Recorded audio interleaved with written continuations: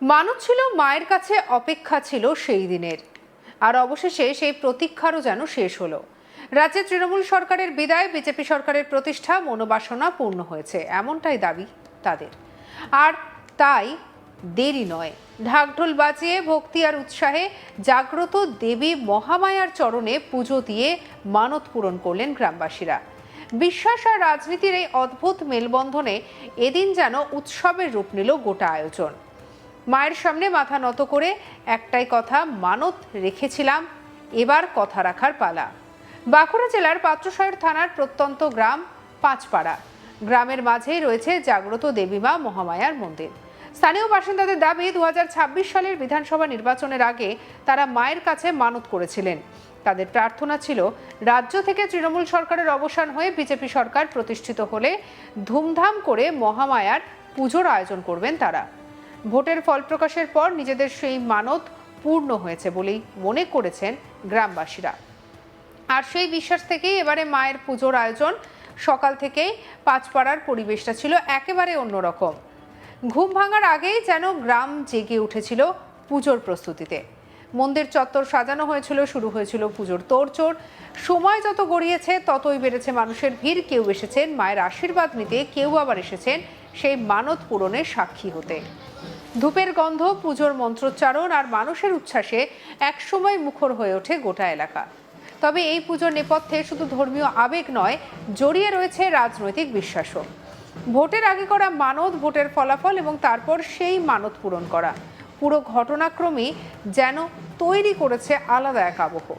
গ্রামবাসীদের কথায়, তারা মায়ের কাছে যা চেয়েছিলেন তা পূর্ণ হয়েছে। তাই মায়ের প্রতি কৃতজ্ঞতা জানাতেই এই আয়োজন। তাদের বিশ্বাস, মায়ের আশীর্বাদেই পূর্ণ হয়েছে মনোবাসনা। কি বলছেন আতপ ঘোষ, শুনবো স্থানীয় বাসিন্দার কথা।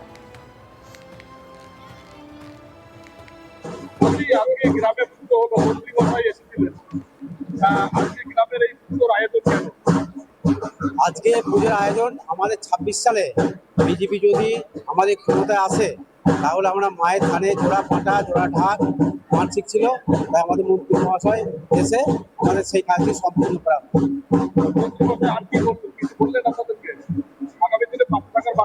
হ্যাঁ, আগামী দিনে আমাদের পাশে থাকবেন, হ্যাঁ, দেশের জন্য কিছু করবেন, দশের জন্য কিছু করবেন, এসব বার্তা দিয়ে গেলেন। নাম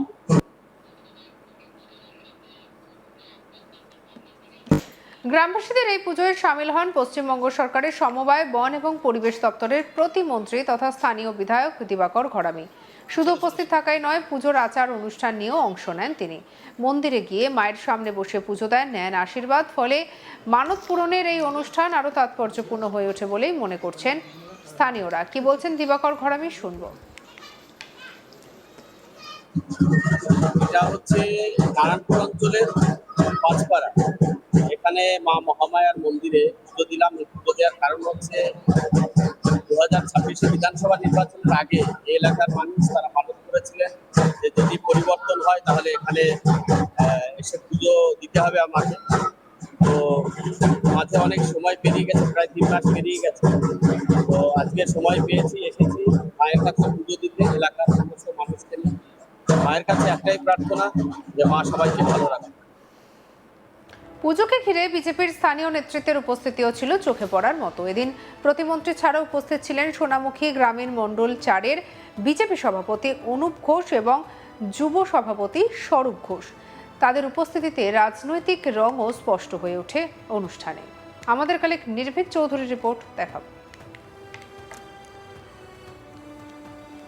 প্রতিষ্ঠা হয়েছে বিজেপি সরকারের, অবসান হয়েছে তৃণমূল জামানার।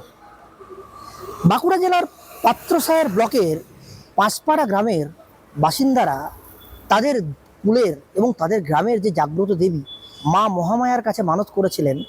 তৃণমূলের যে জামানা, সেই জামানার অপশাসন থেকে মুক্ত হয়ে যদি বিজেপি সরকার প্রতিষ্ঠা হয়, তাহলে ধুমধাম করে তারা পূজা অর্চনা করবেন। সেই কথা মোতাবেক এদিন পাত্রসায়রের পাঁচপাড়া গ্রামের যে মহামায়া দেবীর যে মন্দির রয়েছে, সেখানেই অনুষ্ঠিত হলো ধুমধাম করে মা মহামায়ার আরাধনা। কারণ গ্রামবাসীরা মানত করেছিলেন যে তৃণমূল জামানার অপশাসন থেকে তারা মুক্তি পেলে, নতুন সরকার এলে তারা মায়ের পুজো দেবেন এবং গ্রামবাসীদের এই মানত এখন পরিপূর্ণ হয়েছে। এবং এই পুজোতে এদিন উপস্থিত ছিলেন সোনামুখীর বিধায়ক তথা রাজ্যের বন সমবায় প্রতিমন্ত্রী দিবাকর ঘরামি।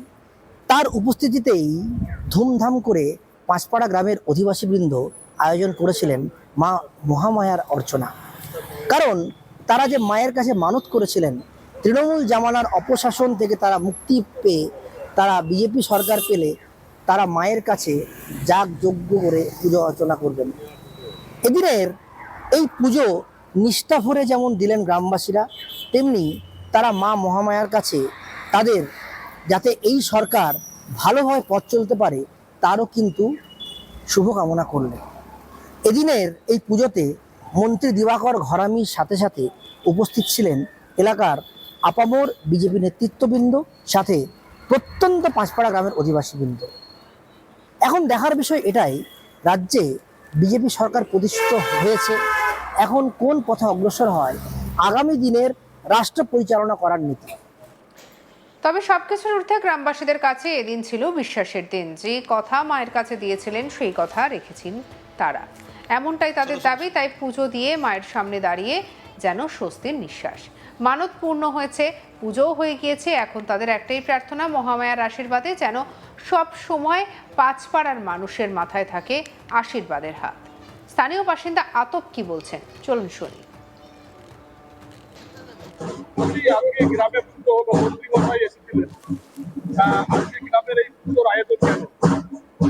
আজকে পুজোর আয়োজন আমাদের 26 সালে বিজেপি যদি আমাদের ক্ষমতায় আসে তাহলে আমরা মায়ের ধানে জোড়া পাটা জোড়া ঢাক মানসিক ছিল, তাই আমাদের মন্ত্রী মহাশয় এসে আমাদের সেই কাজটি সম্পূর্ণ করা। মন্ত্রী মশাই আর কি বললেন, কিছু বললেন আপনাদেরকে?